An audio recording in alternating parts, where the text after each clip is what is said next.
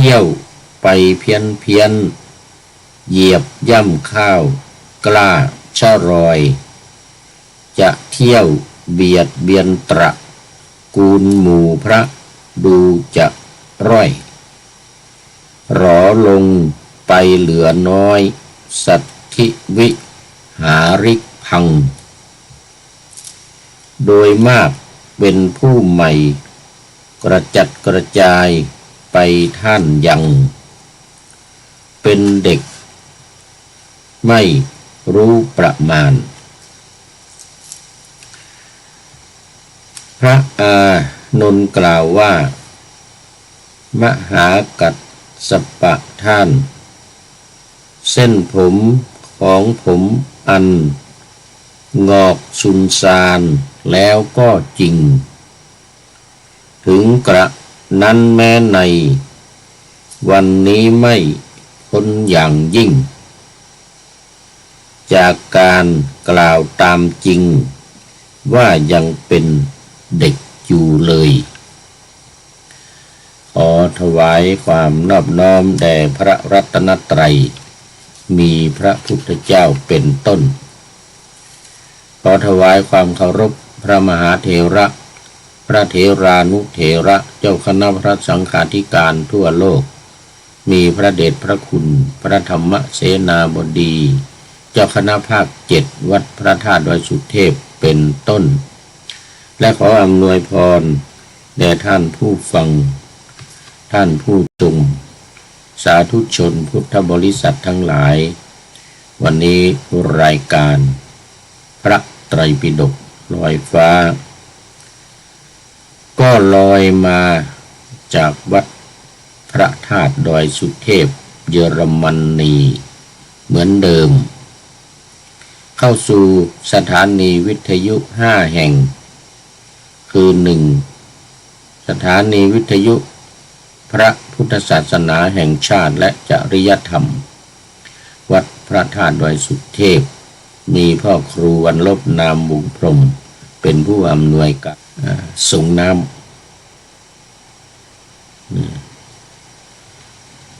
้ำรดน้ำดำหัวขอขมาลาโทษท่านอาจารย์พระมหาวิษณุจารุธรรมโมอดีตเจ้าอาวาสวัดเจ็ดลิงวันนี้ก็ถือโอกาสประชาสัมพันธ์ให้กับญาติโยมทั้งหลายที่รับฟังรายการวิทยุในตอนเช้านี้ตอนบ่ายก็ขอเชิญได้ไปร่วมกันที่วัดเจ็ดลิงเพื่อส่งน้ำรดน้ำศพส่งน้ำรดน้ำศพที่วัดเจ็ดลินกันโดยพร้อมหน้าขอบคุณท่านอาจารย์สุริยันคำปามากนะครับขอบคุณมากครับเอาละตอนนี้ ก็เรามาสู่เนื้อหาสาระกันเลยวันนี้ก็กำลังถ่ายทอดสดเฟซไลฟ์บุ๊กสวัยเทพบุญไลฟ์จากวัดพระธาตุดอยสุเทพเยอรมนี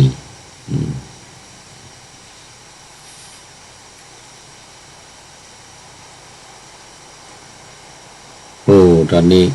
5:30FC ทั้งหลายตื่นกันมาแล้วคุณโยมสายสมรน้อมกราบสาธุสาธุสาธุบุญรักษาเจ้าค่ะโยมสายสมรจากจังหวัดอุตรดิตถ์อำเภอท่าปลาจังหวัดอุตรดิตถ์โอ้โมทนาโมทนาสาธุเมื่อวานนี้ก็สูตรนี้นี่เป็นสูตรที่ว่าค้างไว้เมื่อวานยังไม่จบนะเมื่อวานยังไม่จบเมื่อวานนี้ก็ถึงตอนที่ท่านพระ มหากัสสปะถามท่านพระอานนท์เรื่องของการบัญญัติสิกขาบทเพื่อประโยชน์อะไรนี่มีความประสงค์ยังไงจึงบัญญัติสิกขาบทในโภชนวรรคนี้เลยนะท่านพระอานนท์ก็ตอบว่าโอ้มี3 อย่างคือ1เพื่อข่มไม่ใช่ข่มภิกษุผู้เก้อยักนี่เมื่อวานนี้ว่าไปแล้วข่มภิกษุผู้เก้อยักแล้วก็2เพื่อความอยู่ผาสุกของภิกษุผู้มีศีล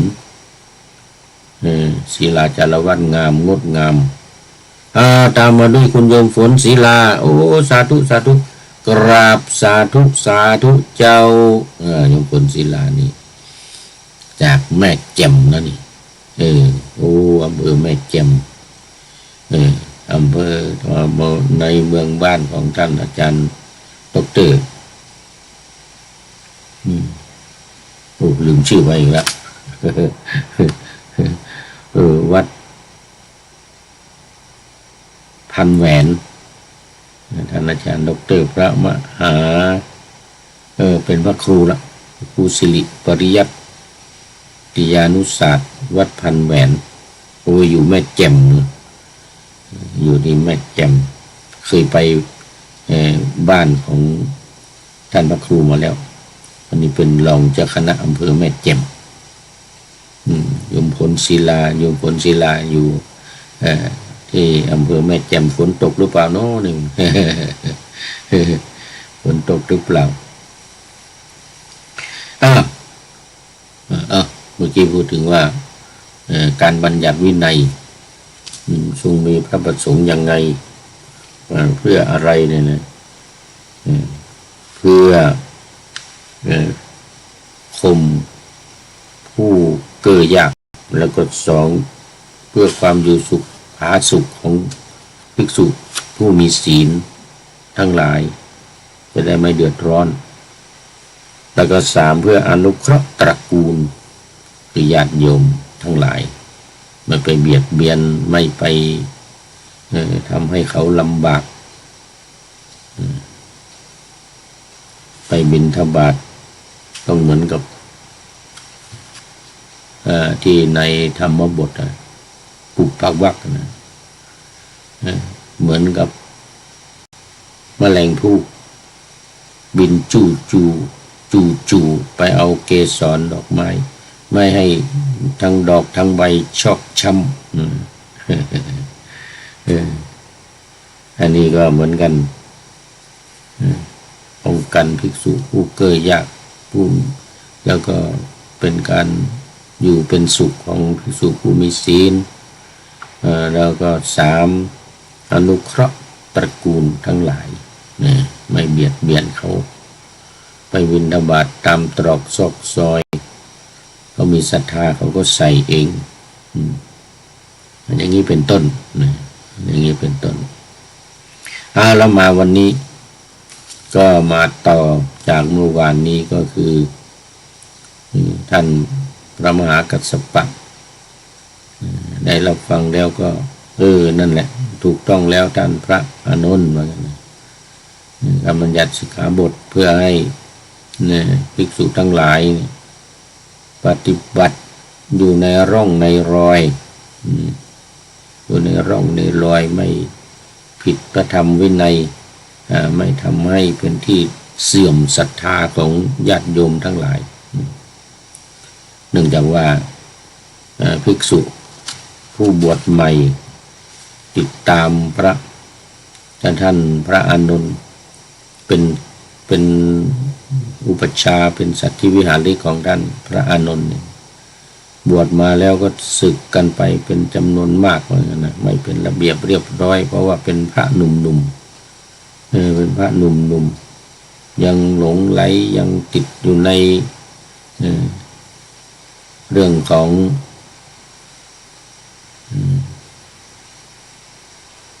การขบฉันการบิณฑบาตหรือการไปในตระกูลต่างๆแล้วส่วนใหญ่ก็ ลาสิกขาบอกคืนสิกขาลาสิกขาไปเพราะว่าไม่สามารถปฏิบัติตามธรรมวินัยได้อย่างนี้เป็นต้นนะไม่สำรวมในวินัยในอินทรีย์ทั้งหกตาหูจมูกลิ้นกายใจก็ส่วนใหญ่สิกขาลาเพศไปอย่างนั้นนะเราเหลืออยู่อีกไม่มาก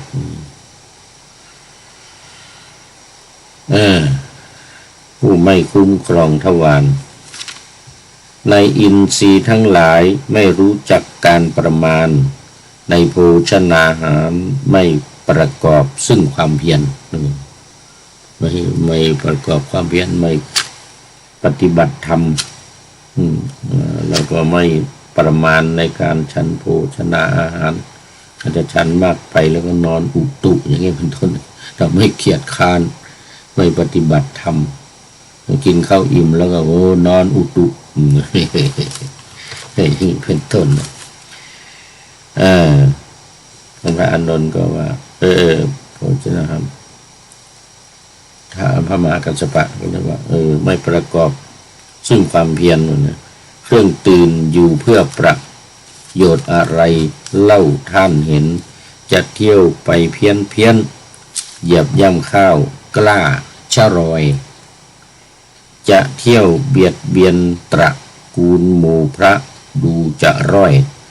รอลงไปเหลือน้อยสัตถิวิหาลิกพังเลยนะบวชเข้ามาจำนวนมากแต่ก็สึกไปเป็นจำนวนมากเหมือนกันเหลือไม่มาก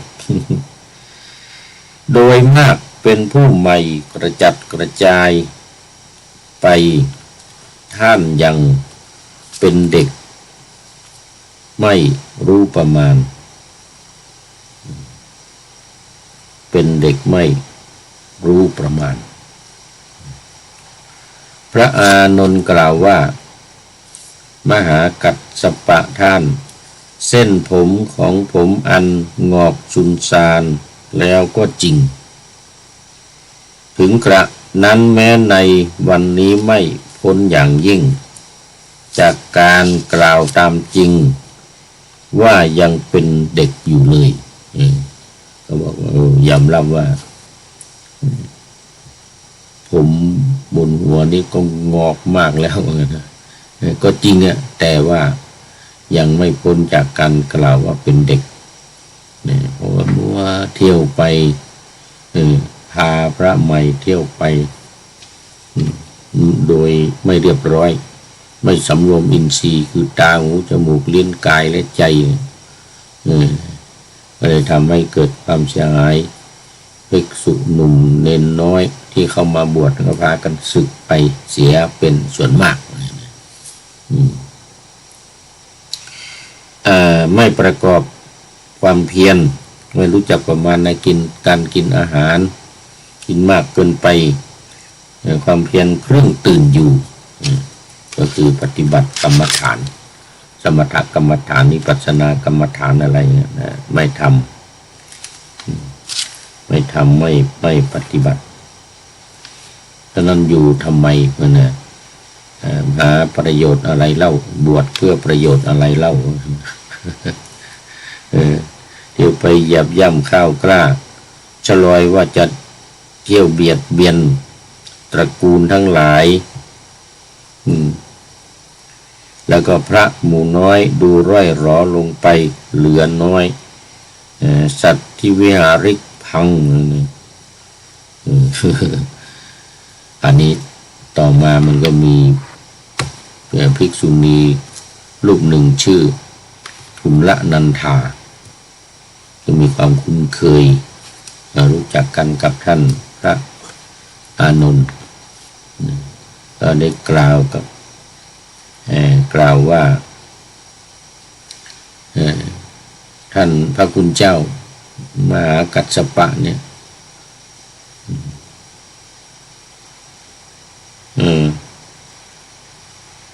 เที่ยวกล่าวว่าท่านพระอานนท์ผู้เป็นที่รักของเราเป็นที่เคารพ นับถือของพวกเราเนี่ยว่าเป็นเด็ก ว่าเป็นเด็กเหมือนนะท่านกัสสปะเมื่อกล่าวอย่างนั้นแล้วท่านพระอานนท์ก็กล่าวว่าจริงอย่างนั้นเหมือนนะผมเนี่ยเส้นผมงอกบนศีรษะเนี่ยงอกหมดแล้วแต่ก็ยังไม่พ้นจากการกล่าวว่าเป็นเด็กวิเชียรธาตุอินจันทร์โอ้สาธุขอต้อนรับศึกหรือยังโน่นี่โอ้เป็นพระอยู่ เอาเป็นพระอยู่โน่นอำเภอดอยสะเก็ดบ้านป่าไผ่บ่อทองโอ้สาธุครับผมสาธุครับตุลุงเหมือนนะสาธุครับตุลุงเป็นไงบ้างสบายดีเนาะสบายดีเนาะท่านวิเชียรธาตุอินจันทร์พระเดชพระคุณหลวงพ่อพระครูหลวงพ่อพระครูเป็นไงบ้างสบายดีขึ้นหรือยังเดี๋ยวก่อนชื่ออดีตเป็นเจ้าคณะตำบลแม่ปุ่งแม่ร้อยเงินนะวัดกัญจนิตยารามลืมชื่อไปพระครูชื่อยาวด้วย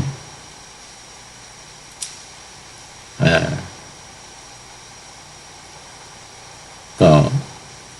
ลาออกจากตำแหน่งแล้วเจ้าคณะตำบลหลงลืมเหมือนกับตุลุงเนี่ยตุลุงมาเดียวนี้ก็เริ่มหลงลืมแล้วจะ70ละย่างเข้า70แล้ว40ลืมหน้า10ลืมหลัง60ลืมตึงหน้าตึงหลัง60ขึ้นไปนะอันนี้ยิ่งจะ70ละลืมเหมือนกับที่เคยเล่าให้ฟังสมัยก่อนอยู่อินเดียเขาเรียกว่าสวายไข่ต้มไปไหนก็กินไข่ต้มไข่ไปกินแล้วมาอยู่เยอรมันเขาเรียกชื่อใหม่สวายไข่ไหม ไข่ไหมไฟ ต้มไข่ลืมจนน้ำแห้งแล้วก็ไหม้หมดแล้วก็แตกปุ้งกระจายไปเต็มหมดเนี่ยจนท่านอาจารย์พระมหาสมชายอยู่ข้างบนได้กลิ่นลงมาดูนี่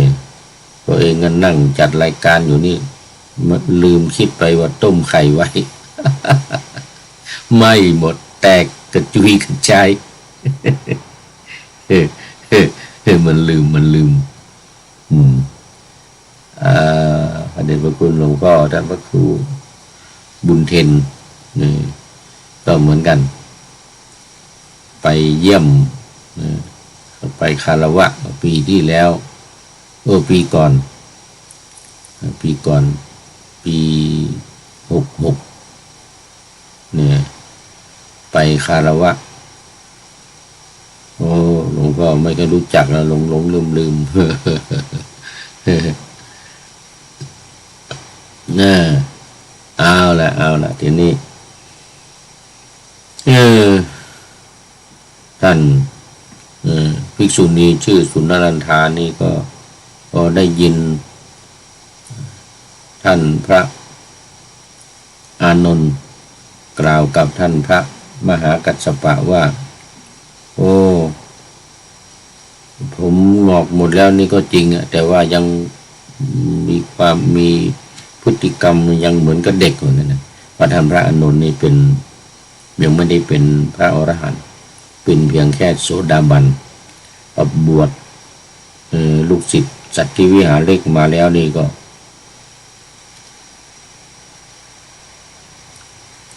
พาไปเที่ยวบิณฑบาตไปในชนบท อะไรคีรีชนบทเนี่ยนะลืมไปนี่คีรีชนบท ก็ศึกไปบ้างเนี่ยลาสิกขาศึกไปเพราะว่าไม่สำรวมอินทรีย์ว่างั้นตาหูจมูกลิ้นกายใจก็เลยกระจัดกระจายนี่ว่าอย่างนี้นะวันนี้บอกว่าท่านพระกระจัดกระจายดูร่อยหลอเหลือน้อยแล้วว่างั้นนะเหลือน้อยแล้วดูจะท่าทางจะไปเที่ยวเหยียบข้าวกล้าของศรัทธาญาติโยมว่างั้นนะแล้วก็บอกคืนลาสิกขาไปเป็นส่วนมากว่างั้นท่านพระอานนท์ก็บอกว่าจริงอย่างนั้นพระเดชพระคุณจริงอย่างนั้นนะเพราะว่าผู้มาบวชใหม่ยังไม่ได้ศึกษาเราเรียนพระธรรมวินัยอะไรมากก็ทนอยู่ไม่ได้ที่ไปเห็นสีกาบ้างก็เลยสึกไปว่างั้นนะแล้วก็การขบฉันอะไรก็ไม่รู้จักประมาณกินมากเมานอนอุตุไม่ปฏิบัติธรรมกินแล้วก็นอนแล้วก็กินไม่เรียบร้อย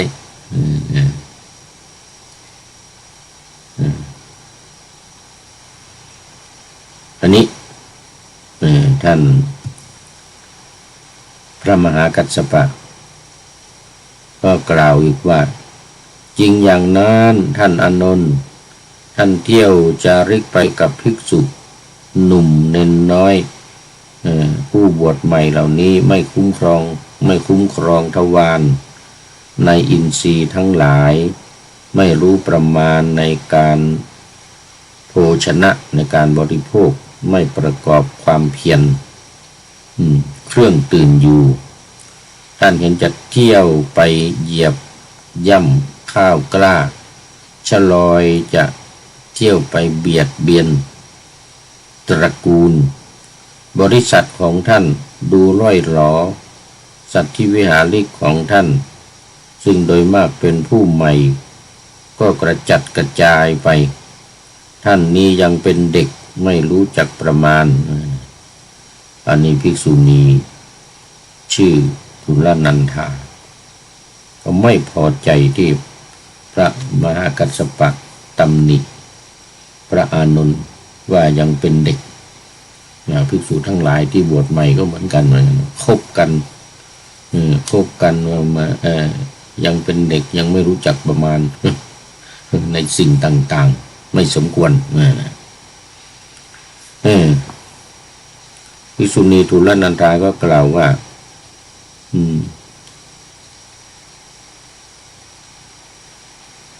ทราบว่าพระอานนท์ผู้เป็นเจ้ามุนีนักปราชญ์เปลืองนักปราชญ์ผู้ปราดเปรื่องถูกพระคุณเจ้ามหากัสสปะรุกรานบุญลี่นะว่าท่านพระมหากัสสปะบุญลี่พระอานนท์เลยนะ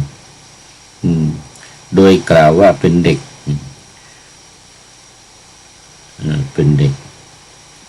ภิกษุณีทุลนันทาไม่พอใจจึงเปล่งวาจาแสดงความไม่พอใจว่าพระคุณเจ้ามหากัสสปะเนี่ยเคยเป็นอัญญเดรัจฉีจึงสำคัญพระคุณเจ้าอานนท์ผู้เป็นมุนีปราดเปรื่องว่าควรรุกรานด้วยการกล่าวว่าเป็นเด็ก พระมหากัสสปะก็ได้ยินภิกษุณีกล่าวอย่างนั้นทุลนันทากล่าวอย่างนั้นว่าท่านพระมหากัสสปะจึงได้กล่าวกับท่านพระอานนท์ดังนี้ว่า เอาเถอะไม่เป็นไรท่านอานนท์ภิกษุณีทุลนันธาเนี่ยยังเป็นผู้ใหม่เหมือนกันเหมือนกันนะพูดอย่างพลุนพลันไม่ทันพิจารณาเพราะว่าเราเนี่ย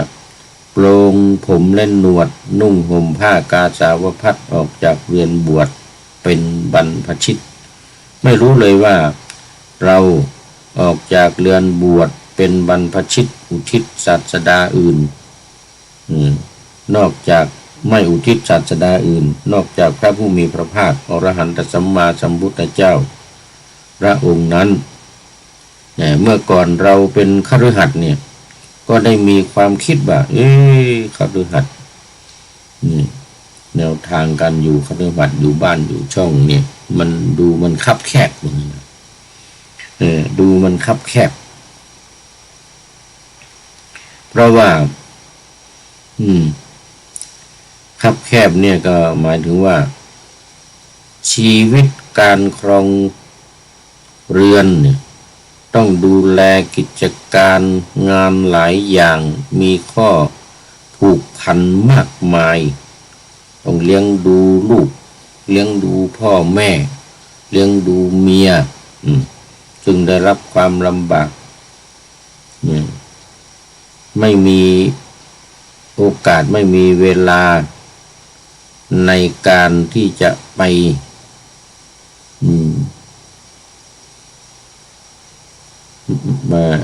ไม่มีโอกาสในการที่จะไปทำบุญสุนทาน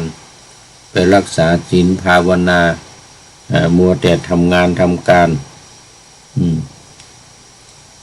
มัวแต่ทำงานทำการ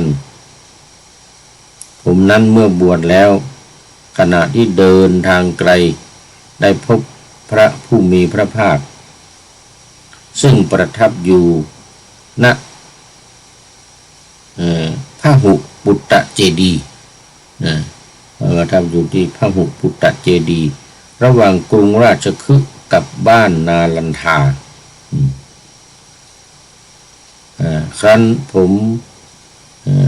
พบแล้วผมก็ได้มีความคิดว่าเราพบพระศาสดาก็เป็นอันพบพระผู้มีพระภาค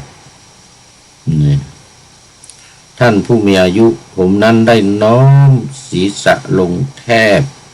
พระบาทของพระผู้มีพระภาคหน้าที่นั้นเองกราบทูลว่าข้าแต่พระองค์ผู้เจริญพระผู้มีพระภาคเป็นศาสดาของข้าพระองค์ข้าพระองค์เป็นสาวกข้าแต่พระองค์ผู้เจริญพระผู้มีพระภาคเป็นศาสดาของข้าพระองค์ข้าพระองค์เป็นสาวกว่าซ้ำแบบเน้นไปว่าพระพุทธองค์เนี่ยเป็นศาสดาข้าพระองค์เนี่ยเป็นสาวก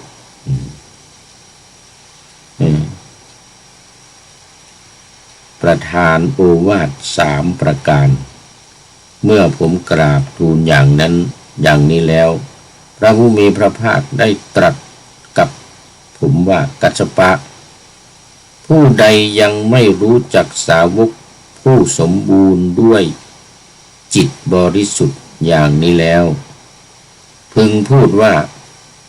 รู้ยังไม่เห็นพึงพูดว่าเห็นแม้ศีรษะของผู้นั้นพึงแตกแต่เรารู้อยู่จึงพูดว่ารู้เห็นก็พูดว่าเห็นรู้ก็พูดว่ารู้เพราะเหตุนั้นแหละกัสสปะเธอพึงศึกษาอย่างนี้ว่าเราจะเข้าไปตั้งหิริและโอตตัปปะคือความเกรงกลัวต่อบาปละอายต่อบาปนี่เรื่องมาเนี่ยต้องมีหิริโอตตัปปะขอบคุณมากท่านอาจารย์ณรงค์ฤทธิ์ทองแม้นท่านพระครูปลัดณรงค์ฤทธิ์วัดมหาธาตุสาธุกราบถวายความเคารพครับ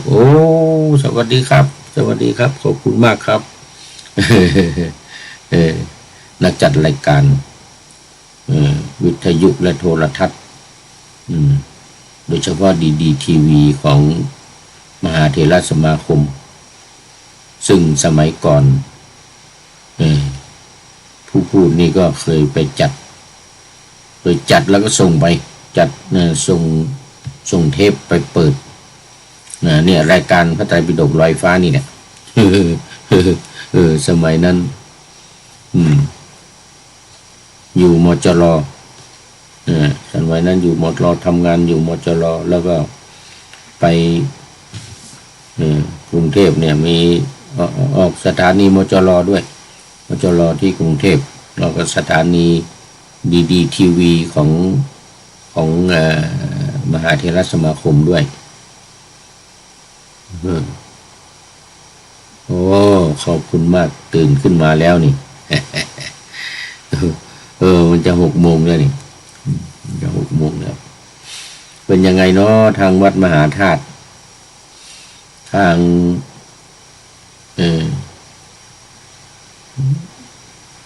สถานีโทรทัศน์ของมหาเถรเขาเรียกดีทีวีดีทีวีแล้วก็ออกอากาศท่านพระครูปลัดณรงค์ฤทธิ์เนี่ยออกอากาศไปทั่วประเทศหลายสถานีภาคเหนือภาคกลางภาคใต้ภาคอีสานสถานีวิทยุก็ลิงก์ออกกันมาทั่วประเทศเลยนี่ก็ว่าเดี๋ยวกลับไปจะได้ไปเยี่ยมกลับไปจะได้ไปเยี่ยมปีหน้าครับท่านพระครูนี่ปีหน้าละอันนี้ก็พูดเห็นว่าเห็น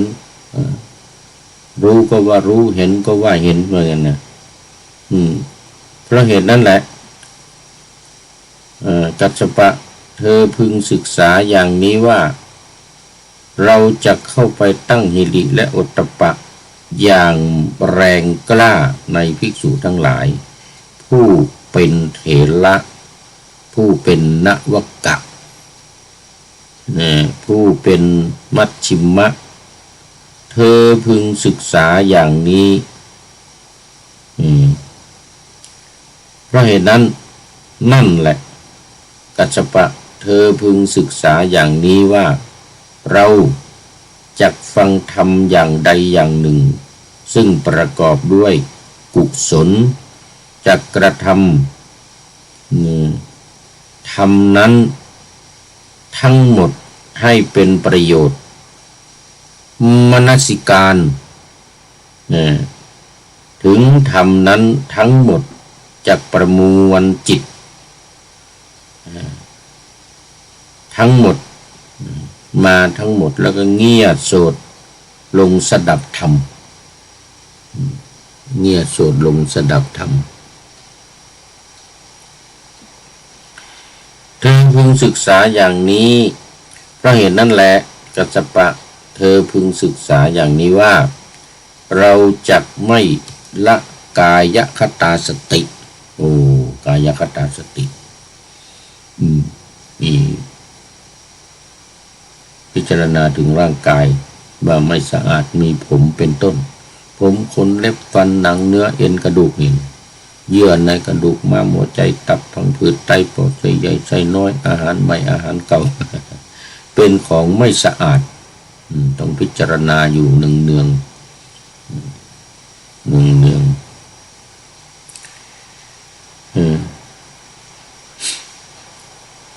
จากไม่ละกายคตาสติที่ประกอบด้วยความยินดีเธอพึงศึกษาอย่างนี้ว่าพระผู้มีพระภาคทรงโอวาทผมด้วยพระโอวาทนี้แล้วเสด็จลุกจากอาสนะหลีกไปผมเป็นหนี้บริโภคก้อนข้าวของราษฎรถึง1 สัปดาห์วันที่8อรหัตผลจึงเกิดขึ้น คราวนั้นพระผู้มีพระภาคเสด็จลงจาก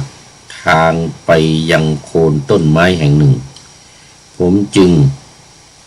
ปูลาดผ้าสังฆาติที่ทำด้วยผ้าเก่าซ้อนเป็น4 ชั้นถวายแล้วกราบทูลว่าข้าแต่พระองค์ผู้เจริญขอพระผู้มีพระภาคจงประทับนั่งบนผ้าผืนนี้เพื่อประโยชน์เกื้อกูลนะเพื่อประโยชน์เกื้อกูล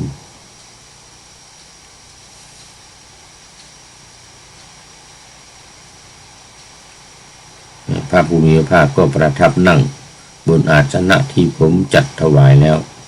ตรัสกับผมว่ากัสสปะสังฆาติที่ทำด้วยผ้าเก่าของเธอผืนนี้อ่อนนุ่มมานะผมก็กราบทูลว่าข้าแต่พระองค์ผู้เจริญขอพระผู้มีพระภาคได้โปรดอนุเคราะห์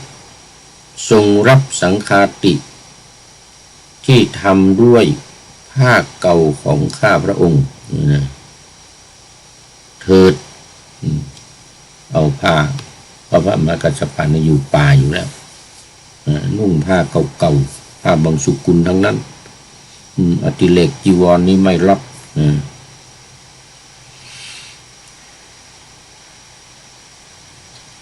ข้าแต่พระองค์ผู้เจริญเดี๋ยวองค์เถิดพระผู้มีพระภาคตรัสว่าเธอจักทรงผ้าป่านบางสุกุลของเราที่ใช้สอยแล้วหรือถามท่านพระมหากัสสปะจะใช้สอยผ้าบางสุกุลของเราที่เราใช้สอยแล้วเนี่ยหรือยังไงท่านพระมหากัสสปะก็กล่าวว่าข้าแต่พระองค์ผู้เจริญข้าพระองค์จักทรงผ้าป่านบางสุกุล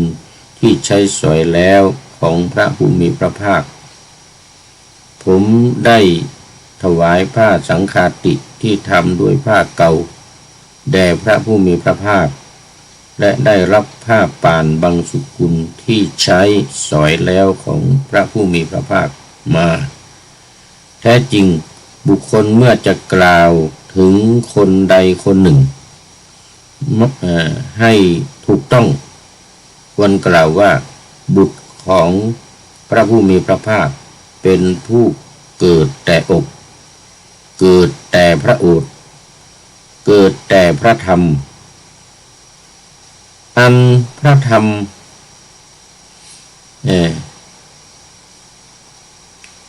เนรมิตแล้วว่านะ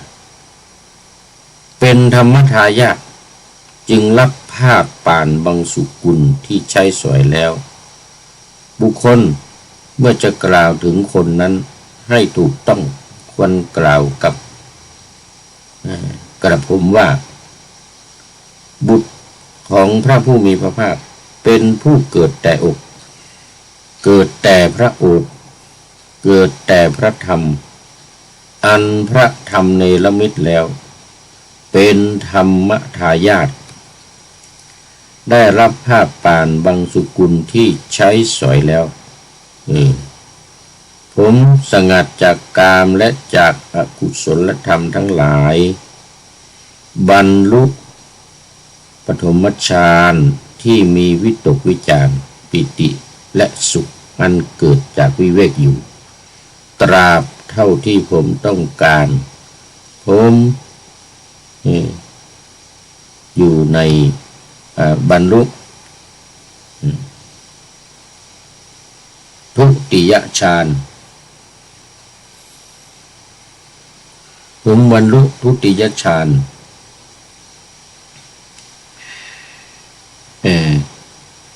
มีวิตกวิจารปิติสุขวิตกวิจารอันระงับไปก่อนมีปิติมีความสุขอันระงับไปก่อนตราบเท่าที่ผมอยู่ถ ท่าที่ผมมีความต้องการอันนี้เขาเรียกว่าอนุปุพวิหารอนุปุพวิหาร9อย่างและอภิญญา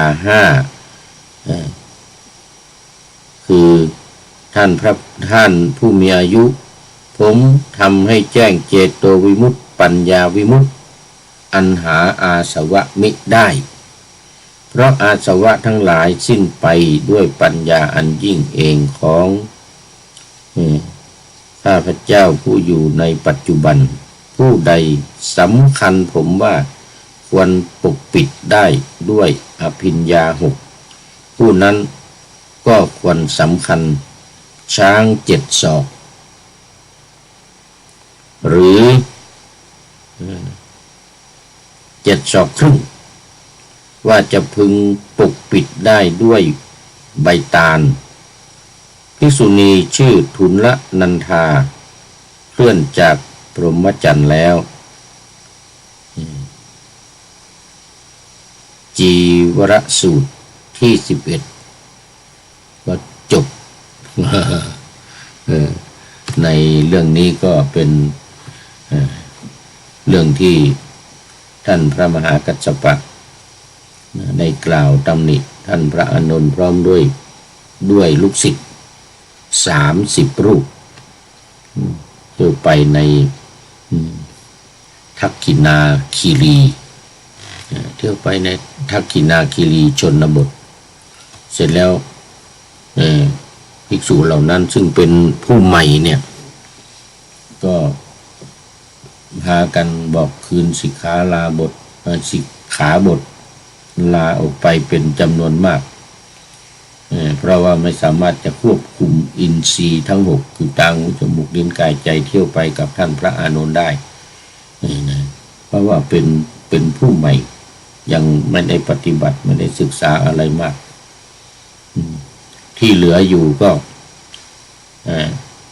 ไม่สำรวมอินทรีย์แล้วก็ไม่ปรารภความเพียรคือไม่ปฏิบัติธรรมหรือไม่ปฏิบัติธรรมมัวกินมัวอยู่อ้วนพีดีงามแล้วไม่สนใจเรื่องการปฏิบัติธรรมพอกลับจากป่าคีรีทักขินาคีรีชนบทแล้วก็เข้าไปหาพระมหากัสสปะพระมหากัสสปะก็ไปเล่าให้พระมหากัสสปะฟังพระมหากัสสปะก็เลยว่าโอ้มันไม่สมควร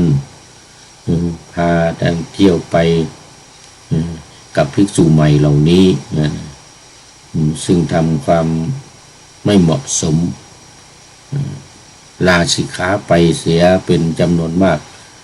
ตอนนี้ขอต้อนรับคุณโยมเปรมใจบัวใส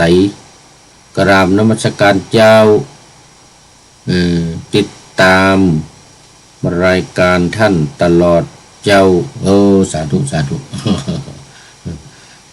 อันนี้ก็เคยบอกมาว่าบางทีมันไม่ได้ดูไม่ได้ฟังตอนที่ไลฟ์สดส่วนใหญ่จะก็ไปดูที่หลังติดตามไปดูที่หลังสาธุสาธุเมื่อวันก่อนพูดผิดจะจำผิดไปที่หางดงที่หางดงอันนั้นเป็นน้องแวว มันจำไม่มันจำไม่ได้ไม่ค่อยได้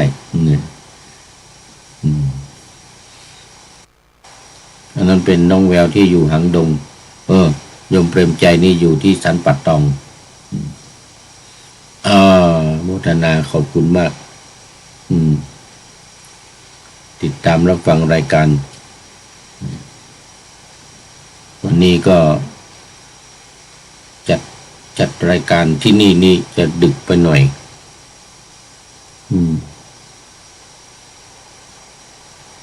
ที่เมืองไทย6 โมงแล้วนี่6 โมงแต่ที่นี่เที่ยงคืน เที่ยงคืน